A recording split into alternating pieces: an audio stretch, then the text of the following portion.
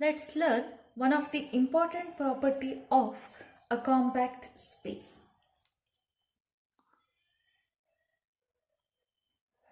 Let capital X, capital Y be two topological spaces if capital X is a compact space, f from X to Y is continuous and onto function, then capital Y is also a compact space. Proof. What is the name of the property? Which is invariant property. So, compactness is invariant under continuous surjection. Or we can tell that continuous image of a compact space is compact space. Continuous image of a compact space is compact space. So, let's prove this. Let capital X be a compact space and f from X to Y is continuous and onto function. To prove Y is compact, let the family G lambda, where lambda belongs to index Z, be an open cover of Y. And according to the definition of compact space, Y can be written as union of all the family members G lambda, where lambda belongs to index Z. They had given f from X to Y is continuous function. Therefore, f inverse of G lambda is open in capital X for all lambda belongs to index Z. And again, union of f inverse of G lambda, again where lambda belongs to index Z, can be written as f inverse of union of G lambda. So this can be written as f inverse of, what is the value of union of G lambda? Which is Y. Union f inverse of Y is nothing but X. Therefore, the family f inverse of G lambda, where lambda belongs to index Z, is an open cover for what? For capital X. Since capital X is a compact space,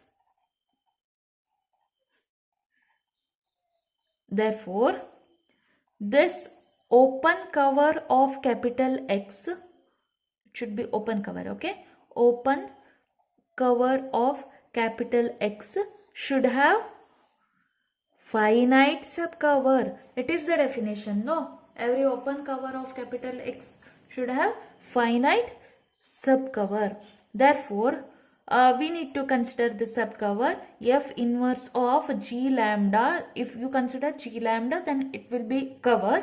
If you consider G lambda I, then it will become subcovers. Okay, f inverse of, I'm substituting the value of I, let it be 1, G lambda 2, G lambda 3. Otherwise, you can directly write it down as finite subcovers. Okay, I running from 1 to n should be finite, no? That's why. Otherwise, you can write like expanding all the terms. It should be finite subcover of the open cover. What is the open cover?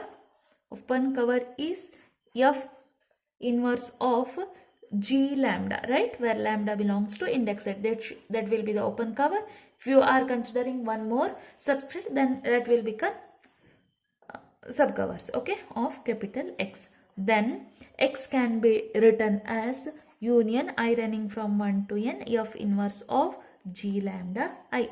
I am substituting the value. Can be written as f inverse of union of G lambda I, where I running from 1 to n. Therefore, let's find here, this is the value of x, no? F of x we need to find, because f of x will be equal to y. We need to prove y should be compact, no? That's why let's apply function to this x. So it will be f of x. So f of x will be equal to f of, what's the value of x? Came as f inverse of union of g lambda I, where I running from 1 to n, no? So just substituting the value, f of f inverse of this will always be the subset of union of g lambda I, where I running from 1 to n. That is, f of x is nothing but y will be the subset of union of g lambda I, where I running from 1 to n, because f from x to y is onto function. Therefore, f of x equal to y. Therefore, union of g lambda I is nothing but g lambda 1, g lambda 2, g lambda 3, and so on up to g lambda n is a finite subcover of the cover g lambda, where lambda belongs to index set. Here it will not get any subscript again, okay? It's the cover of y. Since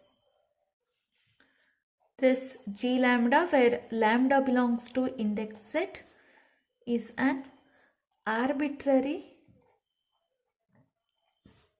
open cover for y, therefore every open cover for capital Y has a finite subcover. Therefore, Y is a, by the definition, compact space.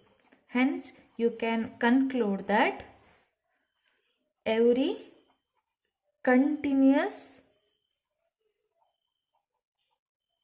image of a compact space is compact. One note: for any topological space capital X, and let's consider a subset of X A, if every open cover of A has a finite subcover,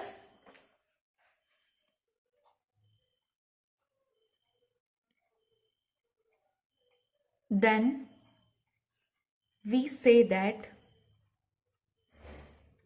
A is compact subset of X.